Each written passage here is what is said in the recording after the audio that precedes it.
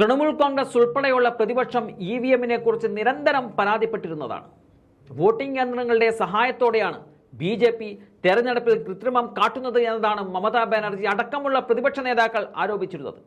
ഈ പരാതികളെല്ലാം കമ്മീഷൻ പലതവണ തള്ളിക്കളഞ്ഞതാണ്. പ്രതിപക്ഷത്തിന്റെ ഈ ആരോപണങ്ങളെല്ലാം കോടതിയിൽ നിലനിൽക്കുകയും ചെയ്തിട്ടില്ല. എന്നാൽ ലോക്സഭാ തെരഞ്ഞെടുപ്പിന്റെ 6ാം ഘട്ട വോട്ടെടുപ്പ് ആരംഭിച്ചയുടൻ തൃണമൂൽ കോൺഗ്രസ് വീണ്ടും പരാതിയുമായി രംഗത്തെത്തിയിട്ടുണ്ട്.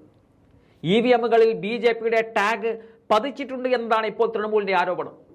തെരഞ്ഞെടുപ്പ് കമ്മീഷനോട് കർശന നടപടി വേണമെന്നതാണ് തൃണമൂൽ ആവശ്യപ്പെടുന്നത്. ഇതുമായി ബന്ധപ്പെട്ട് തൃണമൂൽ കോൺഗ്രസ് തങ്ങളുടെ സോഷ്യൽ മീഡിയ അക്കൗണ്ടിൽ 2 ചിത്രങ്ങൾ പങ്കുവച്ചിട്ടുണ്ട്. അതിലൊന്ന് ഇവിഎമ്മും മറ്റൊന്ന് വിവിപാറ്റുമാണ്. 2 ചിത്രങ്ങളിലും മിഷനിൽ നിന്നും ഒരു നൂലിൽ ഒരു കടലാസ് കഷ്ണം തൂങ്ങിക്കിടക്കുന്നുണ്ട്. അതിൽ ചുവന്ന മഷി പുരട്ടിയിട്ടുമുണ്ട്. ബി.ജെ.പി. എന്ന വാക്ക് അതിൽ എഴുതിയിട്ടുമുണ്ട്. ഇതോടെയാണ് ബി.ജെ.പി. എങ്ങനെയാണ് ഇവിഎമ്മുകളിൽ കൃത്രിമം കാണിക്കുന്നത് എന്നുള്ള കാര്യം മമതാ ബാനർജി പറയുന്നത്. രഘുനാഥ്പൂരിലെ 5 ഇവിഎമ്മുകളിലാണ് ബി.ജെ.പിയുടെ ടാഗ് പതിച്ചുകൊണ്ടുള്ള ഇവിഎമ്മുകൾ കണ്ടിരിക്കുന്നത്.